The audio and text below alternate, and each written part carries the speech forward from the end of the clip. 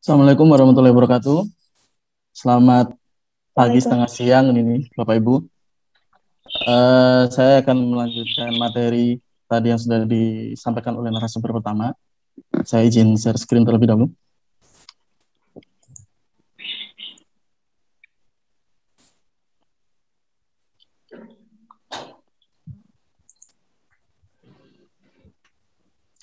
Apakah sudah terlihat?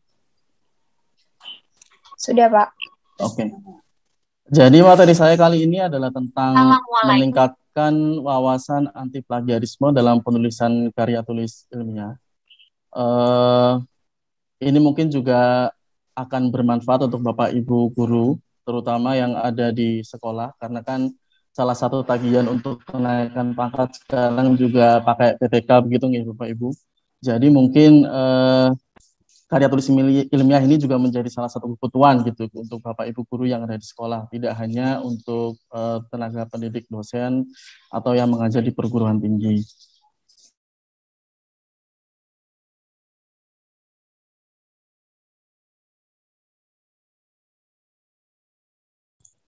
Oke, saya lanjutkan. Eh, jadi judul pemaparan saya kali ini adalah meningkatkan wawasan anti plagiarisme dalam penulisan karya tulis ilmiah. Saya berangkat dari ini Bapak Ibu. Jadi saya berikan contoh saja. Biar kita mungkin sering membuat story atau membuat status gitu di sosial media terkait dengan quote-quote begitu ya. Misalkan ini salah satu quote terkenal, mungkin Bapak Ibu yang menyukai sejarah sudah paham ini quote-nya siapa gitu ya. Idealisme adalah kemewahan terakhir yang hanya dimiliki oleh pemuda. Ini tuh quote-nya Tan Malaka. Tapi kalau misalkan kita share dengan seperti ini, dengan tulisan seperti ini saja, maka ini masuk dalam kategori plagiarisme. Kenapa? Karena kita tidak memberikan rujukan terhadap apa yang kita upload atau apa yang kita sebarluaskan di sosial media begitu. Nah, ini juga salah satu contoh. Misalkan kita share di story, ada foto gambar gitu, Tan Malaka, idealisme adalah kemewahan terakhir yang hanya dimiliki oleh pemuda gitu. Kalau kita hanya share gambarnya saja, maka itu juga masih termasuk pelanggaran hak cipta karena kita tidak tahu yang bikin gambar ini siapa, yang desain gambar ini siapa, seperti itu. Sehingga kita harus mencantumkan juga sumber atau rujukannya. Ini saya misalkan di https www.jurnalunistiwa.co.id dan seterusnya. Sehingga memberikan rujukan itu adalah salah satu hal krusial gitu untuk kita bisa menghindari plagiarisme. Karena hal sesederhana upload story di WA dan mengupload quote-quote itu juga bisa masuk dalam kategori kegiatan plagiarisme. Kemudian kalau kita berangkat dari definisi, ini saya berikan beberapa definisi, ada 3 dari KPBI dan 1 dari Permendiknas nomor 17 tahun 2010. Ya, pada intinya plagiarisme adalah penciplakan yang melanggar hak cipta atau plagiat, atau kemudian definisi lebih dalamnya, plagiator adalah orang yang mengambil karangan orang lain dan disiarkan sebagai karangan sendiri, seperti itu. Tapi mungkin nanti untuk lebih jelasnya definisinya bisa dibaca sendiri oleh Bapak Ibu. Nanti materinya bisa saya share. Kemudian ada ruang lingkup plagiarisme ini ada 7 menurut Sulistyo tahun 2011. Yang pertama adalah mengutip kata-kata atau kalimat orang lain tanpa menggunakan tanda kutipan dan seterusnya. Kemudian ada menggunakan gagasan, pandangan, teori orang lain tanpa menyebutkan identitas. Kemudian ada menggunakan fakta milik orang lain, mengakui tulisan orang lain sebagai tulisan sendiri, melakukan parafrase atau pengubahan inti kalimat tapi tanpa menyebutkan identitas sumbernya. Kemudian juga menyerahkan suatu karyanya yang dihasilkan dan atau telah dipublikasikan oleh pihak seolah-olah sebagai karya sendiri, gitu ya. Kemudian yang terakhir ada menggunakan suatu karya untuk dikumpulkan pada satu tugas akademik yang sebelumnya telah digunakan pada tugas akademik yang lain. Jadi misalkan kita sudah pakai artikel atau karya ilmiah kita untuk salah satu tugas, tapi kita pakai lagi di tugas kedepannya, itu juga salah satu plagiarisme. Atau kita nyebutnya self plagiarisme gitu ya. Jadi kita mengplagiarisme apa yang kita tulis sendiri. Ini beberapa ruang lingkupnya. Saya tidak terlalu menjelaskan. Kemudian ini salah satu contoh kasus plagiarisme di kalangan akademik yang sangat terkenal dan cukup viral dulu di tahun 2017, yaitu tentang plagiarisme dari Rektor Universitas Negeri Jakarta. Itu cukup viral dan itu cukup berdampak terhadap universitasnya begitu ya. Jadi ada beberapa disertasi-disertasi di UNJU yang pada akhirnya juga diperiksa dan terbukti similarity-nya tinggi atau melakukan kegiatan plagiarisme gitu. Sehingga banyak beberapa sarjana doktoral di UNJ yang ditarik ijazahnya begitu. Sehingga ini cukup berbahaya Bapak Ibu kalau misalkan kita tidak hati-hati, nanti kalau Bapak Ibu nulis karya tulis ilmiah untuk kenaikan pangkat misalkan tulis PTK begitu, kemudian nanti ketika di screening plagiarisme ternyata dia tinggi, nah itu bahaya itu nanti. Bisa dicabut nanti gelar kalau misalkan sudah di ACC ternyata kalau terbukti plagiarisme nanti bisa dicabut. Kemudian ini saya bawa sedikit contoh kegiatan plagiarisme yang dilakukan mahasiswa karena ini ya saya sharing pengalaman saya sendiri saja sebagai dosen begitu Bapak Ibu. Ada beberapa contoh kegiatan plagiarisme yang dilakukan oleh mahasiswa. Yang pertama itu salah menulis nama sumber pada kutipan atau daftar pustaka. Kemudian yang kedua mengambil banyak kalimat di website yang tidak valid. Nanti mungkin di bawah saya jelaskan lebih detail. Kemudian keliru dalam menuliskan sumber kutipan. Kemudian ada copy paste skripsi kakak kelas atau kakak tingkat. Kemudian yang terakhir ada tidak menuliskan sumber pada sebuah kutipan. Ini juga bahaya Bapak Ibu kalau misalkan tidak menuliskan sumber pada sebuah kutipan itu sama aja kita mengklaim bahwa apa yang kita tulis di karya tulis ilmiah kita itu adalah karya tulisan kita gitu. Padahal itu kita ngambil dari teorinya atau dari sumbernya orang lain. Makanya penting untuk kita itu menuliskan rujukan atau sumber kutipan kita dari mana. Kemudian ini ada sedikit contoh. Nah ini misalkan pada kalimat yang saya review itu guru dituntut memiliki 4 kompetensi. Guru secara utuh demi melaksanakan. Nah ini saja dari kalimatnya sudah jelas bahwa ini bukan kalimat yang bagus ya. Guru dituntut memiliki 4 kompetensi, guru secara utuh demi melaksanakan tanggung jawabnya sebagai seorang pengajar dan pendidik. Ini saja dari sini kita sudah bisa lihat bahwa mahasiswa ini pasti kalau nggak ngambil dari website, ngambil dari blogspot, atau ngambil dari kakak tingkat dan tidak diedit gitu. Kemudian di sini juga dia tidak memasukkan rujukannya itu siapa. Ini yang salah satu perilaku-perilaku plagiarisme yang ada di kalangan mahasiswa. Kemudian ini juga program pendidikan IPS diajarkan secara terpadu. Nah, ini kan tidak mungkin mahasiswa punya wawasan atau knowledge itu gitu. Jadi pasti dia tuh ngambil dari buku siapa atau ngambil dari artikelnya siapa dan seterusnya. Tidak mungkin ini dari buah pikir mahasiswa sendiri kan. Sehingga sudah pasti dia tuh harusnya mencantumkan sumbernya yang ada di situ. Kemudian kita masuk ke publikasi karya tulis ilmiah. Jadi dari karya tulis ilmiah itu definisinya adalah gagasan atau buah pikir yang tertulis secara terstruktur, sistematis, dan sesuai dengan kode etik penyusunan karya tulis ilmiah. Ini saya ambil definisi dari MAK 2018. Nah, ini yang saya highlight adalah kata kode etiknya. Jadi kode etik itu yang namanya karya tulis ilmiah dan namanya gagasan atau buah pikir kita itu seharusnya dan wajib dipublikasikan Bapak Ibu, dan ini krusial. Kalau misalkan Bapak Ibu tidak mempublikasikan karya tulis atau gagasan yang Bapak Ibu punya, kemudian nanti ada orang lain yang mempublikasikannya terlebih dahulu, maka hak cipta dari karya tersebut atau gagasan itu akan dimiliki oleh orang yang mempublikasikan itu. Kita nggak peduli siapa yang duluan bikin karena kita nggak tahu. Jadi siapa yang duluan mempublikasikan, nah itu yang punya karya tulisnya. Karena yang namanya dipublikasikan itu artinya kita akan mendapat pengakuan dari orang lain, kita akan mengklaim kepada orang lain, kepada orang banyak bahwa oh ya ini gagasan ini punya kita. Ini gagasan ini saya yang bikin dan itu harus dipublikasikan, wajib. Kalau kita tidak publikasikan ya gagasan itu ya hanya kita sendiri untuk kita sendiri. Orang lain kan belum tahu bahwa itu adalah kita yang menciptakan. Jadi siapa yang duluan mempublikasikan itu yang akan menjadi pemilik hak cipta dari ide atau gagasan itu. Nah, makanya perlu ada kode etik publikasi. Nah, ada beberapa cara untuk melakukan publikasi. karya tulis ilmiah. Dan ini mungkin tidak hanya 5 cara ini, cuman ini yang sering dipakai dan ada plus minusnya. Saya mulai dari blog dulu. Kalau kita nulis di blog, itu berarti kita tidak ada kurasi atau tidak ada review. Jadi kita tuh punya 100% hak mau nulis apa aja di blog tersebut. Sehingga apa yang kita tulis di blog itu tidak tervalidasi. Sehingga kalau kita mau merujuk atau mempublikasikan sesuatu karya tulis ilmiah kita di blog, itu memang pembaca itu tidak punya artikel kita atau tulisan kita tidak punya validitas, dan pembaca yang merujuk itu juga menjadi tidak valid, sehingga rujukan dari blog ini tidak saya sarankan.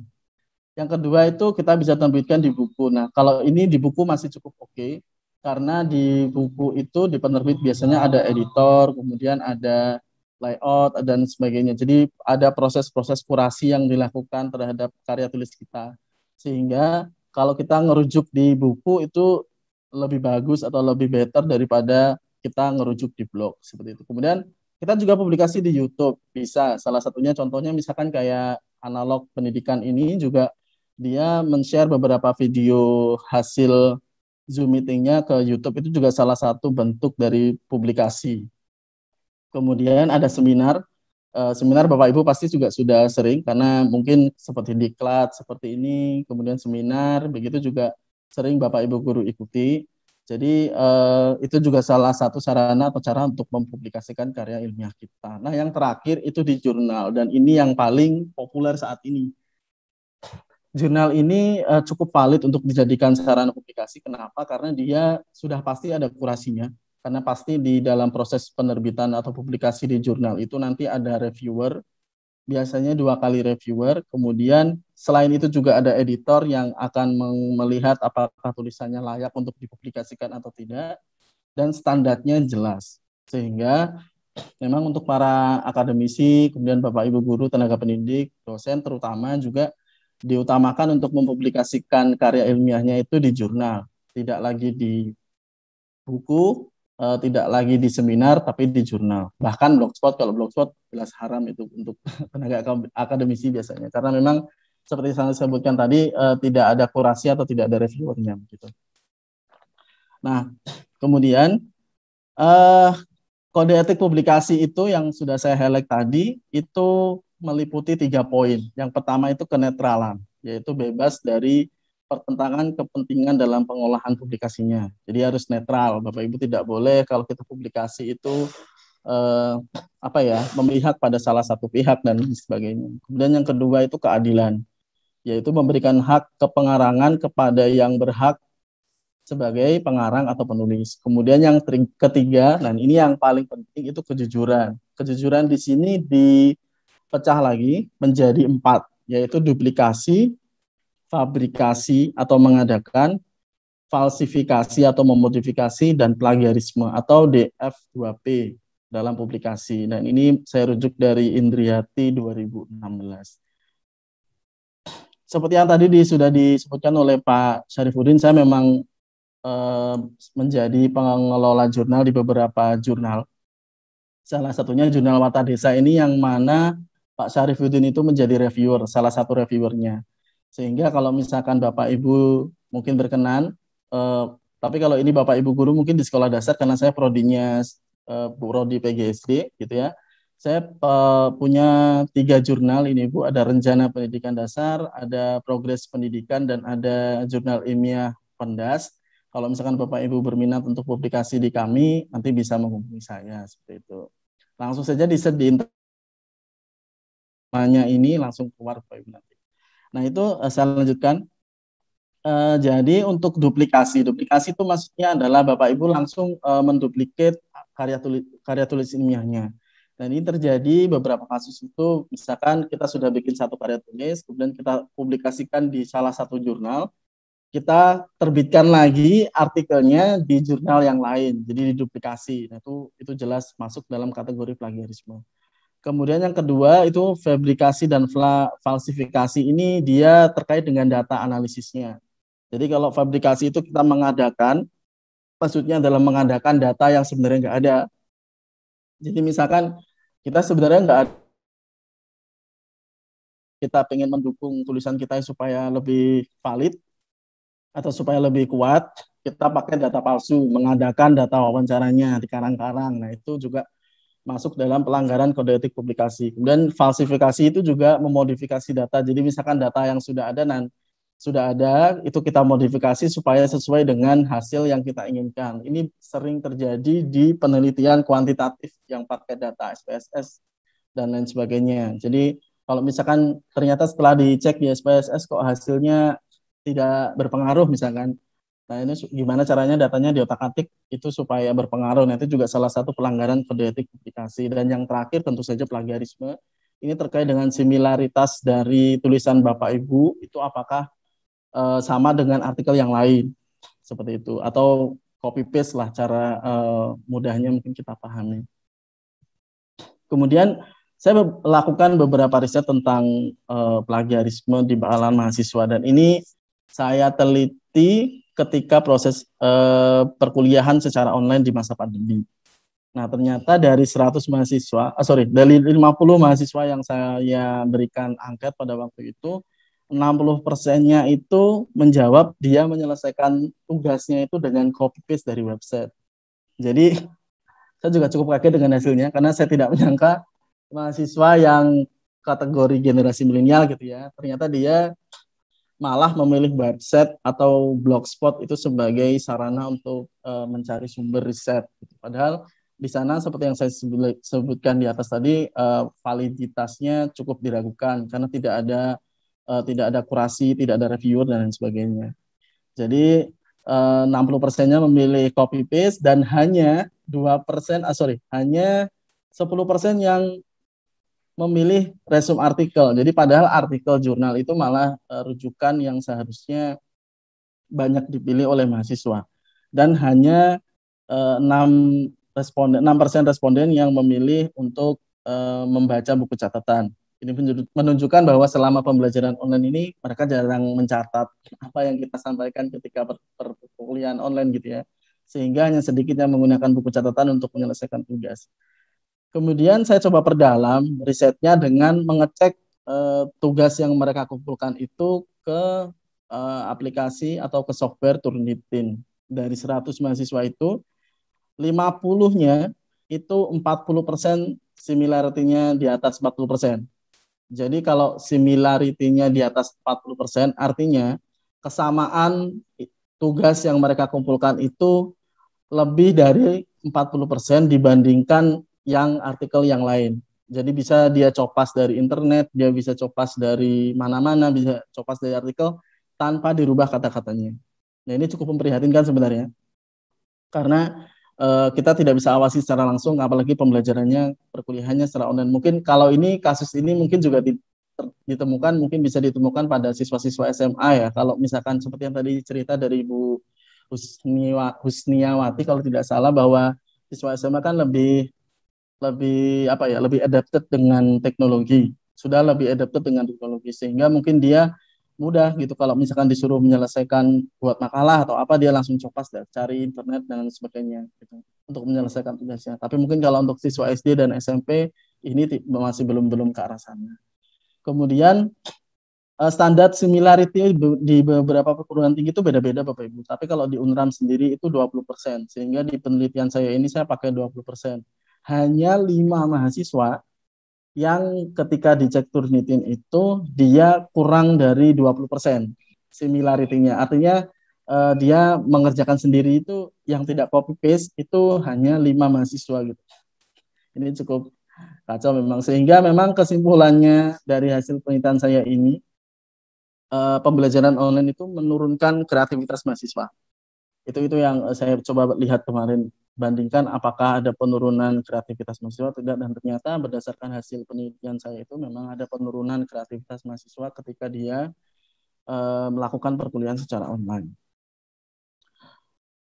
Oke, kita masuk ke akibat plagiarisme karya ilmiah Bapak Ibu. Jadi yang pertama itu addicted. Jadi kalau Bapak Ibu itu sudah sekali melakukan plagiarisme, itu kemungkinan Bapak Ibu sulit untuk berhenti. Karena memang itu kan mempermudah sekali. Kita lebih cepat menyelesaikan tugas, kita tidak perlu mikir terlalu keras, kemudian hasilnya ya kalimatnya tertata rapi, kita nggak perlu lagi harus baca sana sini sana sini. Jadi memang addicted. Kalau kita sudah sekali melakukan plagiarisme itu kemungkinan kita untuk melakukan plagiarisme itu lagi ke depannya itu sangat tinggi. Itu makanya itu kita harus hati-hati. Jangan sampai kita sekali-kali mencoba untuk melakukan plagiarisme. Kayak narkoba ini, Bapak Ibu. Jadi addicted ya. Kemudian yang kedua, untuk lembaga jadi buruk. Ini salah satu contohnya yang tadi saya sempat mention yang ada di UNJ tadi. Kan kasus plagiarisme itu ketika meskipun dilakukan oleh oknum-oknum tertentu saja di instansi tersebut, tapi kalau itu terjadi dan ditemukan, nah, apalagi sampai viral, itu nanti akan berdampak pada institusi tempat dia bernaung gitu. Jadi kita harus hati-hati sebagai tenaga pendidik, itu mau guru, mau dosen, akademisi dan sebagainya untuk tidak melakukan plagiarisme. Kemudian yang ketiga itu kita jadi tidak berkembang. Jadi plagiarisme kalau kita sudah lakukan, kita jadi nggak terbiasa untuk cari referensi atau sumber-sumber begitu. Jadi misalkan kita sudah terbiasa, ya udahlah ambil dari website aja, copas nggak usah mikir gitu kan. Kita jadi nggak biasa untuk ngeresum artikel, kemudian kita cari, oh ini ilmu baru nih, kita ambil, kemudian baca buku yang lain, kita ambil, baca artikel yang lain, kita ambil. Kita jadi nggak terbiasa begitu. Sehingga kita jadi, wawasan kita ya nggak bertambah, wawasan kita ya hanya itu-itu saja, karena kita memang nggak mencoba mencari sumber referensi yang lain. Jadi memang plagiarisme ini cukup berbahaya. Kita harus bisa lepas gitu ya dari plagiarisme. Kemudian yang keempat, tentu saja pelanggaran kode etik, dan ini cukup berbahaya karena bisa terjadi pidana gitu ya, karena memang sudah ada undang-undangnya. Kemudian ada yang disebut sebagai double publikasi. Nah ini sering terjadi di pengelola jurnal. Para pengelola jurnal itu menemukan, terutama kalau yang submit artikel itu mahasiswa. Kalau guru jarang. Kalau guru kebanyakan tidak akan double publikasi. Tapi kalau mahasiswa itu kebanyakan dia misalkan submit di jurnal A, karena dia tidak sabar menunggu jurnal A ini terbit, dia submit artikel yang sama di jurnal B. Sehingga nanti ketika jurnal A dan jurnal B itu sama-sama mempublikasikan artikelnya si mahasiswa, itu namanya double publikasi. Jadi artikel yang sama tapi dipublikasikan di dua tempat yang berbeda. Nah, ini juga sudah menyalahi kode etik dalam publikasi dan juga termasuk dalam plagiarisme karya ilmiah. Sehingga ini kita harus hati-hati. Jangan sampai kita melakukan double publikasi. Kemudian strategi menghindari ini ada sekitar 5 yang saya temukan gitu ya. Yang pertama kita harus mulai dari diri sendiri bahwa menyadari betul bahwa plagiarisme itu sesuatu hal yang tidak boleh kita lakukan. Terus kemudian kita juga harus, yang kedua itu memikirkan nama baik dari lembaga dan diri kita sendiri juga tentu saja. Kemudian yang ketiga itu dengan peningkatan fungsi pengawasan. Kemudian yang keempat itu ada penggunaan software anti plagiarisme. Ini biasanya Turnitin yang sangat populer. Kemudian yang kelima itu paraphrase.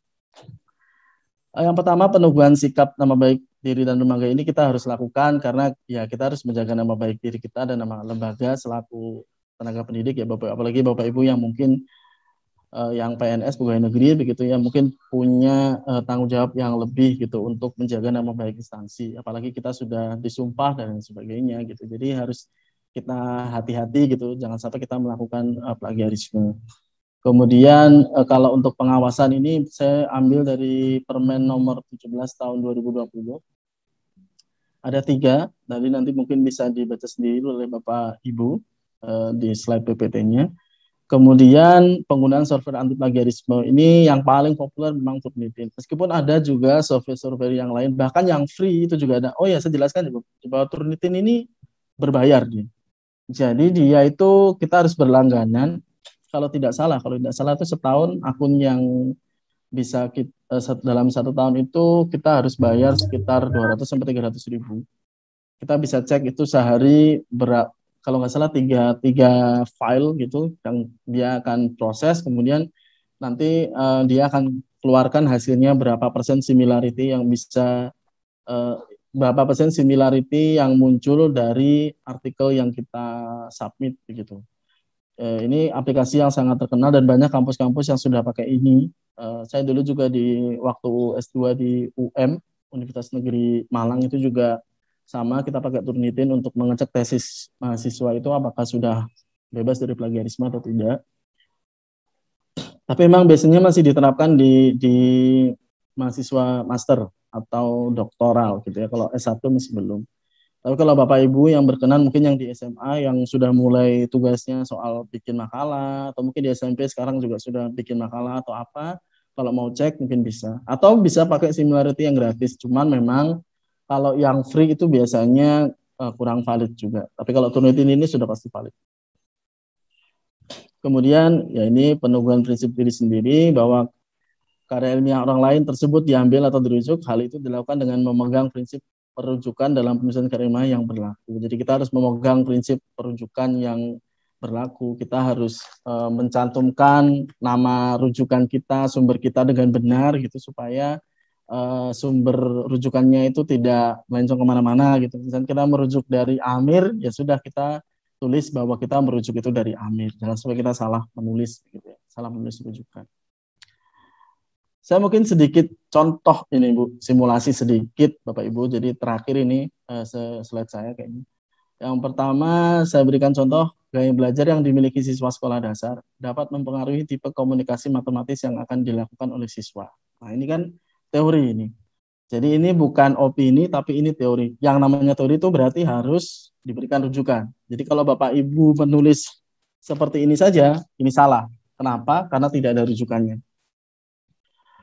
Seharusnya gaya belajar yang dimiliki siswa sekolah dasar dapat mempengaruhi tipe komunikasi matematis yang akan dilakukan oleh siswa. Mumfrod 2011. Nah ini sudah oke. Karena apa? Karena kita sudah menambahkan rujukan. Jadi kalau Bapak Ibu mau menulis seperti ini boleh. Tapi ada yang lebih bagus. Yang lebih bagus adalah kita kasih rujukan sekaligus kita paraphrase. Jadi paraphrase itu adalah mengubah struktur kalimatnya tapi tidak mengubah makna kalimatnya.